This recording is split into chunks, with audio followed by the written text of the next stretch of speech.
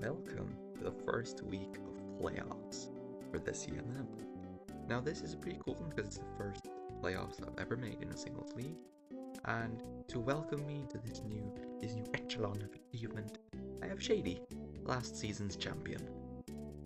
Yeah, this is gonna be fun, isn't it?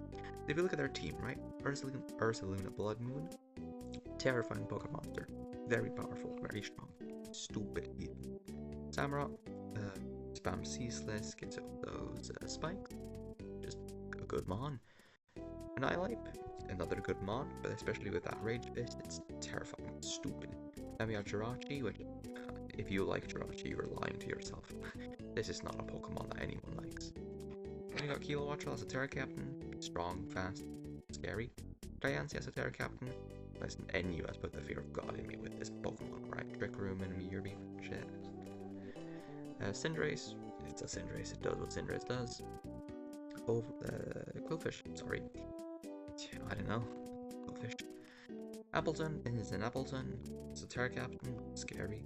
Blastoise can do a lot of things, I've got one of my own.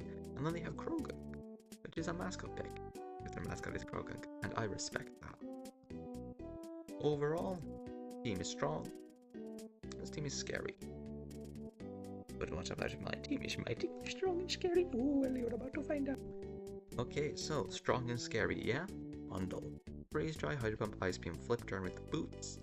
Enough speed to outspeed a Kilo. And as always, I do have the most inspired bundle set. Next up, Palma.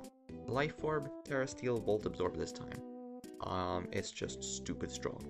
Like, Palma has a really good matchup into this specific team. With Close Combat, Supercell Slam, Play Rough, and Volt Switch. Volt Switch is just for momentum, it's kind of bad into the Kilo, because it does have Terra Ground as well as the possibility of having Volt Absorb, but it's a risk I choose to run.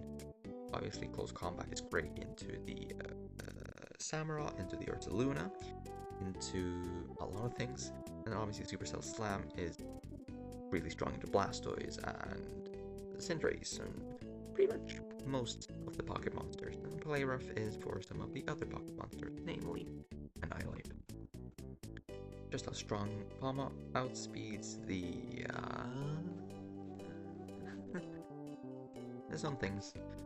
Yeah, this would have been real nice a few weeks ago. But it's whatever, isn't it? Yes.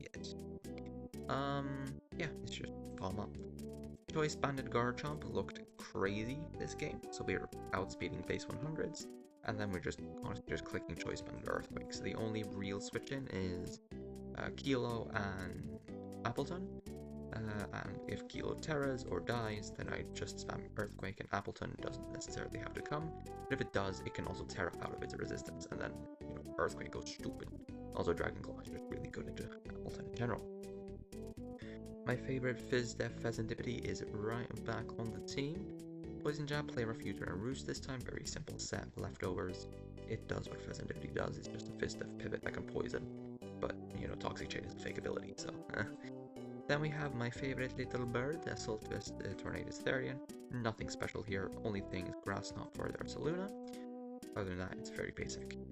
And same thing for the Blastoise, it's very basic. Max Fizz-Def, Flip Turn, Body Press, Dark Bolt, Rapid Spin. Flip Turn for momentum, Body Press because I'm max defense, and it's also good into the Ursaluna. Dark Pulse is for it's a filler move, really, it doesn't really do much for me. And Rapid Spin is obviously to get rid of hazards that they might use. And yeah, that's the team. Mainly the plan is just to be kind of bulky with these three mons, and then use their pivot potential to bring in my three offensive threats to start doing damage. Let's look at the battle. Alright, so it's video gaming time. On team preview, obviously I didn't see an Appleton, and that was great because, Choice Banded Earthquake looks stupid right now. And I mean, it's an offensive move that they really don't have a switch into, so I just decided to leave Garchomp. And I was none the wiser about the fact that I was about to get cooked by Avalanche Samurott. So that was a pretty bad start. At least I got rid of the Samurott, they didn't get any hazards up, which is good. But, you know, Garchomp died, which was one of my main offensive pieces. We just trade U-turns here with the Jirachi. I find out that it's Scarfed. Just bring Sensitivity for free, kind of trying to bait out its Terra, potentially here. I just U-turn, don't get the poison, just fine. Going to Bundle, as it exerts a lot of pressure here. They just go into Annihilate. That freeze drive was predicting a Terra Water, which did not happen, because they, well, I won't spoil it, but they might not be Terra Water. Fez here on the Ursaluna, just try to pivot into Tornadus, as if we remember from week 3, Tornadus has a really good matchup into this Ursaluna. Grass not there, feels pretty good, and you know, I'm thinking, I should just kill them here. Custap Berry.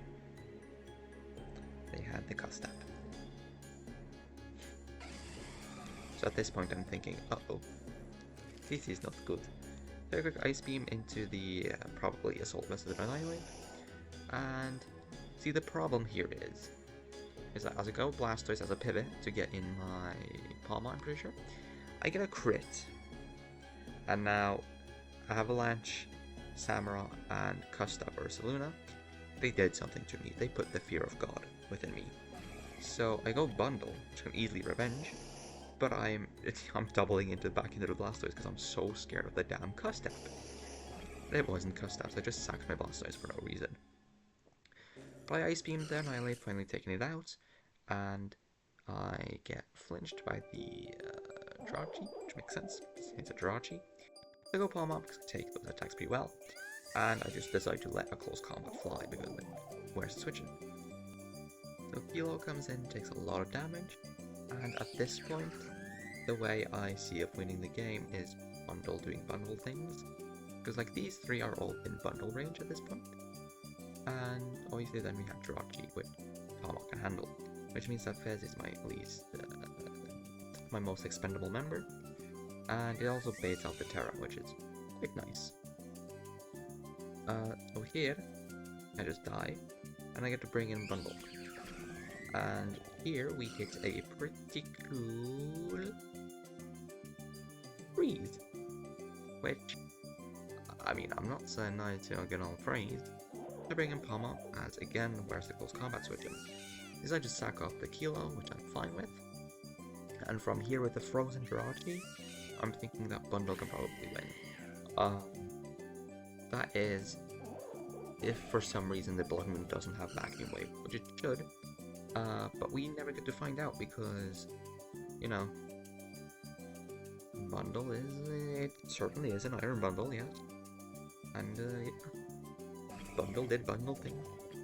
I'm really not mad about it. Because, like, that Bundle has been doing crazy, actually hasn't been doing shit. I've been getting very lucky this season, right? Hitting all my Bleak Winds, not really missing any hit points before this. Karma caught up to me and I'm very okay with that. I'm actually quite pleased having been so close to beating obviously a very good player right there. They're the reigning champion. But no, yeah, they brought a lot of tech as well, like Sash Avalanche, Custap, cooked me. And yeah, honestly I should have known that there was probably Assault Vest Annihilate. Didn't have Swift Blastoise because, you know, it was taking so little damage, probably wasn't going to be Custap. But mistakes happen, and that's how my CMM story ended. But if you were wondering, Palma, in week 3, had 0 kills, 2 deaths, and now in playoffs round 1, he has 15 kills, 6 deaths. So, to sum up my CMM journey in one sentence, Palma. Thank you.